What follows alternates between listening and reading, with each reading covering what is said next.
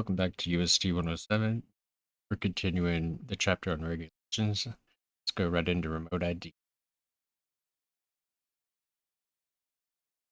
Remote ID is like a digital license plate for drones.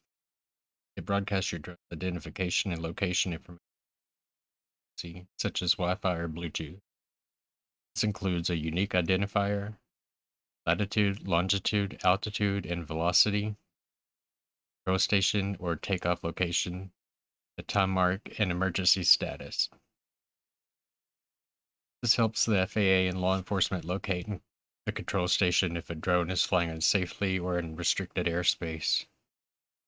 As of September 16th, 2023, remote ID is required for all drone operations unless you are flying in an FAA-recognized identification area, or FRIA, or conducting approved research. There are two types of remote ID. Standard remote ID, which is built in the drone. A lot of the new ones should be coming with remote ID already installed. There's also a broadcast module, which is where you can add on a device on the drone without a built-in remote ID. The broadcast must be active from takeoff to shutdown. If it fails, the drone must land as soon as practicable.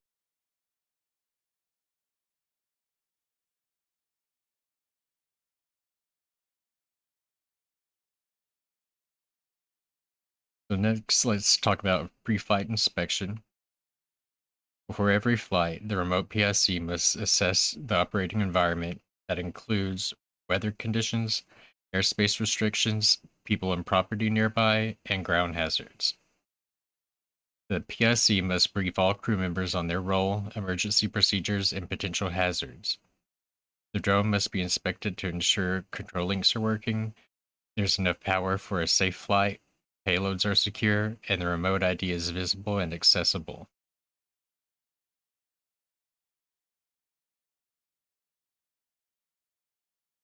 Now let's talk about hazardous materials. Drones may not carry hazardous materials as defined by 49 CFR Part 173. That includes substances that pose a risk to health, safety, or property, like hazardous waste, marine pollutants, and elevated temperature material. Installed lithium batteries are allowed, but spare batteries are considered hazardous and may not be carried on board.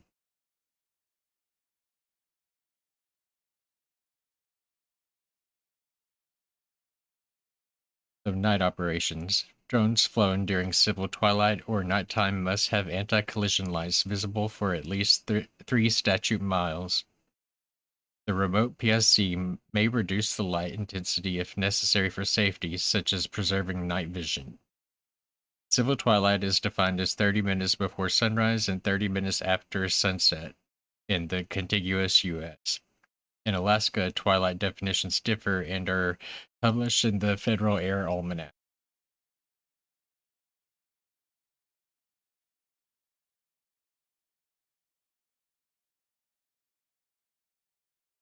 The visual line of sight. The drone must remain within unaided visual line of sight of the flight crew at all times. That means the remote PSC, the person manipulating the controls, or any visual observers must be able to see the aircraft without binoculars or other vision aids, except for brief moments to enhance awareness.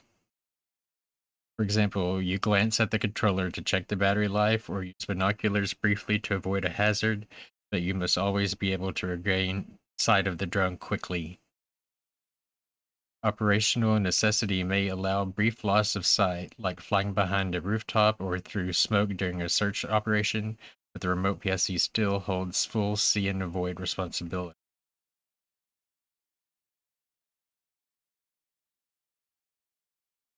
See and avoid is a fundamental aviation safety principle requiring pilots to visually scan for and maneuver to avoid other aircraft regardless of flight plan type. This is a pilot's primary responsibility, supplemented by tools like air traffic control, traffic collision avoidance systems, and proper lighting.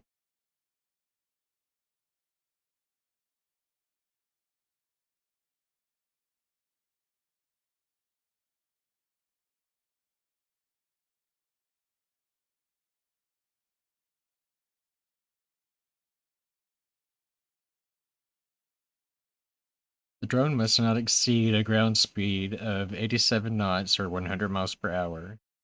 Maximum altitude is 400 feet above ground level unless you're flying within 400 feet radius of a structure, in which case you can fly up to 400 feet above that structure's uppermost limit.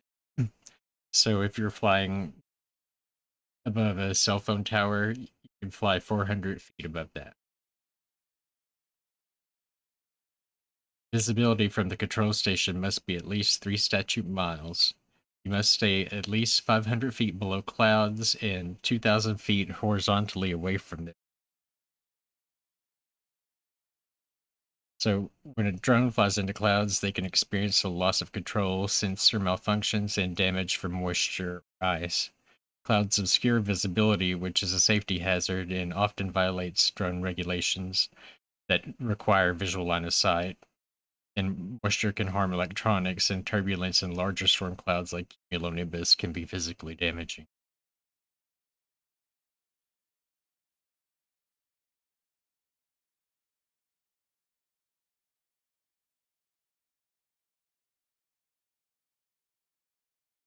You must never operate a drone in a way that interferes with airport traffic patterns or operations.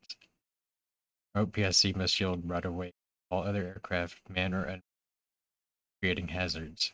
That includes aircraft on the ground, in the air, or approaching runways and helipads.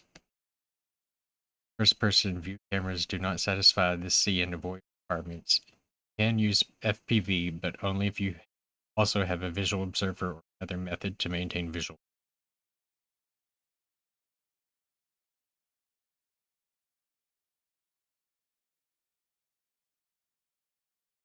You may not operate a drone over a human being unless one of the following conditions is met. Person is directly participating in the operation. Person is under a covered structure or inside a stationary vehicle that offers protection, or the operation qualifies under one of the 4 FAA categories, Category 1, 2, 3, or 4. Category 1, drones must meet basic safety requirements.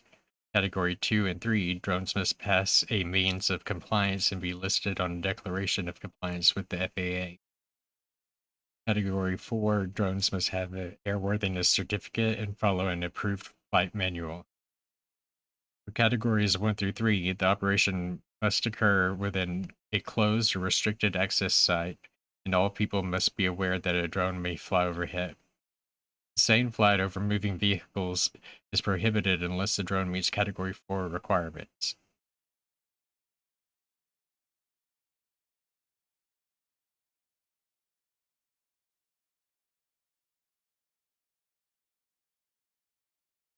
You may operate a drone from a moving land or water vehicle, but only over sparsely populated areas. You may not operate from a moving aircraft, and you may not transport property for hire from any moving vehicle. The remote PSC must still maintain visual line of sight and effective communication with the crew. Operating a drone while driving is considered reckless. The driver cannot serve as the PSC, the person manipulating the controls, or the visual observer. You must also consider weather, terrain, and local traffic law. FAA does not regulate privacy directly. State and local apply. The remote PSC is responsible for reviewing and complying with laws before flying. The FAA encourages operators to follow best practices from the National Telecommunications and Information Administration, which emphasize transparency, accountability, and respect for privacy.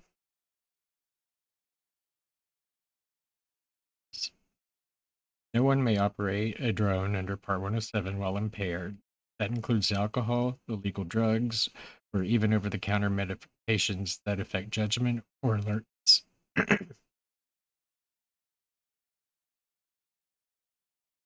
Specifically, you may not serve as a remote PSE, visual observer, crew member if you consume alcohol within the past 8 hours, are under the influence of alcohol, have a blood alcohol concentration of 0.04% or higher, are using any drug that affects your physical or mental capability, refusing a drug or alcohol test requested by law enforcement or FAA can result in certificate denial for up to 1 year, or suspension or revocation of your remote pilot certificate. Medical conditions like epilepsy may also affect your ability. It's your responsibility to ensure you're fit to operate safely. If you move, you must notify the FAA Airman Certification Branch within 30 days. Don't, you may not legally exercise the privileges of your remote pilot certificate. Finally, let's cover waivers. If your operation doesn't fit within the standard rules of Part 107, you can apply for a certificate of waiver or COW through FAA Drone Zone. The FAA may grant a waiver if you can demonstrate that your operation can be conducted safely under alternative. Waivers are available for specific regulations, including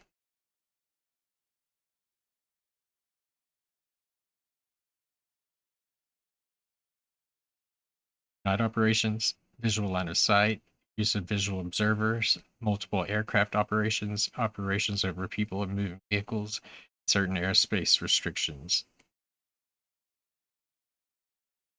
However, waivers are not available for transporting property for hire from a moving vehicle or from flying beyond visual line of sight during cargo operations. If approved, you'll receive FAA Form 7711-1 and set of special provisions that become regulatory for your operation.